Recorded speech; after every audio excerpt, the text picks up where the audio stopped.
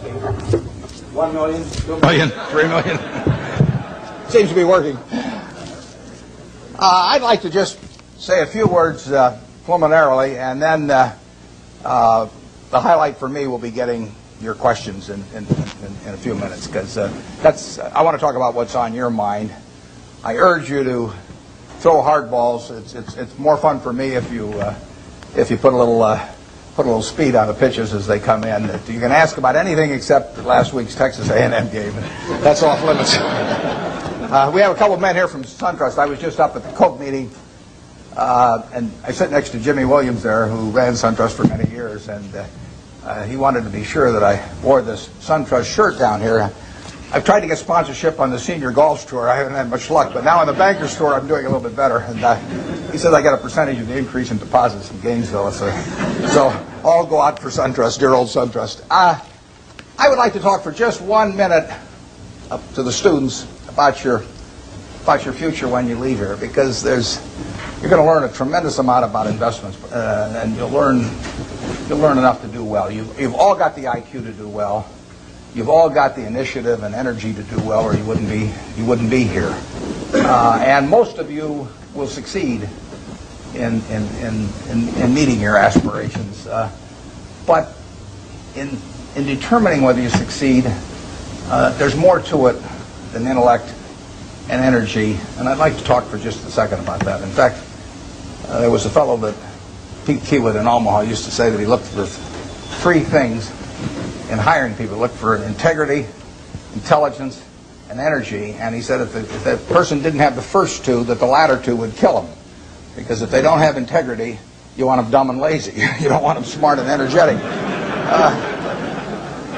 And I'd really like to talk about that first one, because we know you've got the second 2. And to play along with me in a little game for just a second, in terms of thinking about that question. You've all been here, I guess almost all of your second-year MBAs, and you've gotten to know your classmates. And think for a moment that I granted you the right to buy 10% of one of your classmates for the rest of his or her lifetime.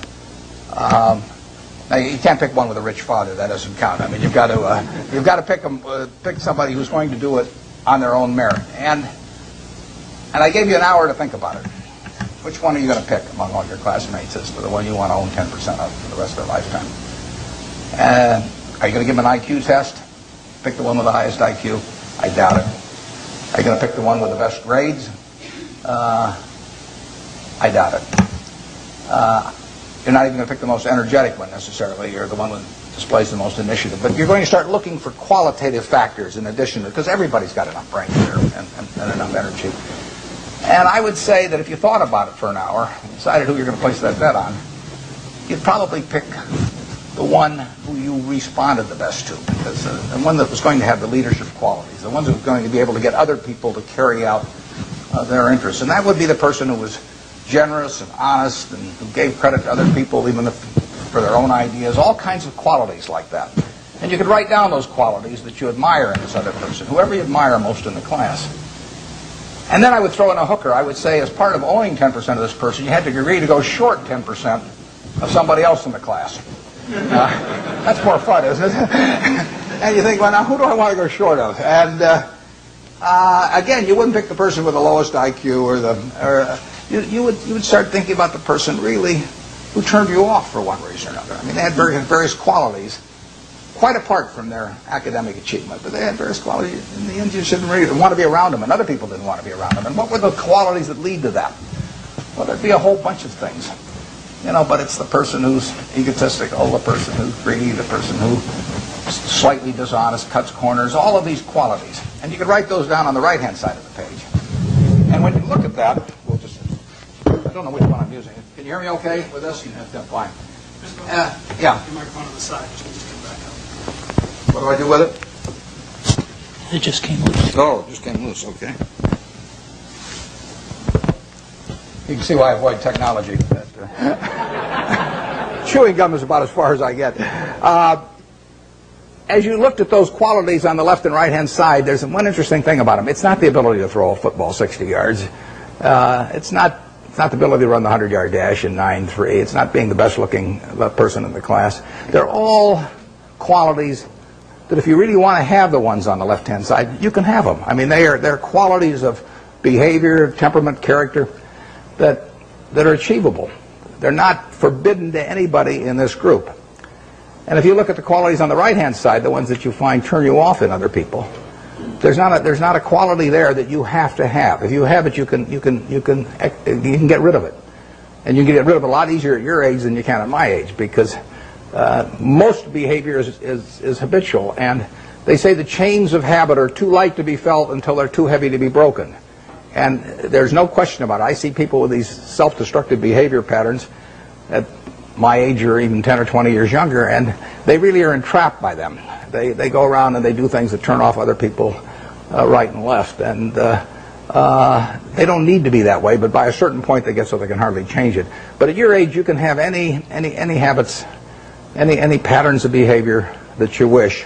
It's simply a question of which you decide, and why not decide the ones that, I mean, if you like, Ben Graham did this, and Ben Franklin did it before him, but Ben Graham in his low teens looked around and he looked at the people he admired, and he said, you know, I want to be admired, so why don't I just behave like them? And he found there was nothing impossible about behaving like them. And similarly, he did the same thing on the reverse side in terms of getting rid of those qualities. So I would suggest that if you write those qualities down and think about them a little while and make them habitual, you will be the one that you want to buy 10% of when you get all through. And the beauty of it is you already own 100%. You're stuck with it, so you might as well be that person as somebody else. Well, that's a short little sermon. So let's get on to what you're interested in. And like I say, you can go all over the lot. So I don't know exactly how we're going to handle this, but let's start with a hand here someplace or other. Where do we go with the first one? Yeah, right here. Your thoughts about Japan? My thoughts about Japan? I'm not a macro guy. Now I say to myself, Berkshire Hathaway can borrow money for 10 years at 1% in Japan now. 1%. And I say to myself, gee, I took Graham's class 45 years ago, and I've been working hard at this thing all my life. Maybe I can earn more than 1%, you know, if I really work hard at it. 1% annually. It doesn't seem impossible, does it? So I wouldn't want to get involved in currency risk, so I'd have to do it in something that was yen denominated. So I have to be in Japanese real estate or a Japanese business or something of the sort, and all I have to do is beat 1%. And that's all the money's going to cost me, and I can get it for 10 years. So far, I haven't found anything. It's kind of interesting. The Japanese companies earn very low returns on equity, and they have a bunch of businesses that earn 4, 5, 6% on equity, and it's very hard to earn a lot as an investor when the business you're in doesn't earn very much money. Now some people do it. In fact, I've got a friend, Walter Schloss, who worked with Graham at the same time I did, and it was the first way I went at stocks, to buy stocks selling way below working capital, very cheap quantitative stocks. I call it the cigar butt approach to investing, is that you walk down the street and you look around for a cigar butt someplace, and you see one, and it's soggy and kind of repulsive, but there's one puff left in it. So you pick it up, and the puff is free. I mean, it's a cigar butt stock. I mean, you get one free puff out of it, and then you throw it away, and you walk down the street and try and find another one. I mean, it's not elegant, but it works. You know, if you're looking for a free puff, it works. Those are low-return businesses. But time is the friend of the wonderful business. It's the enemy of the lousy business. If you're in a lousy business for a long time, you're going to get a lousy result, even if you buy it cheap.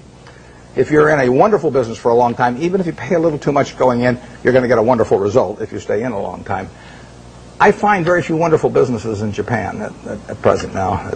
They may change the culture in some way so that managements get more stockholder responsive over there and returns are higher. But at the present time, you'll find a very lot of low-return businesses, and that was true even when the Japanese economy was booming. I mean, it's amazing. They had an incredible market without incredible companies.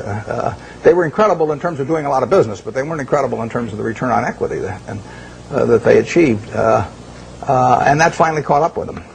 So we have so far done nothing there, but as long as money's 1%, I'll keep looking. I mean,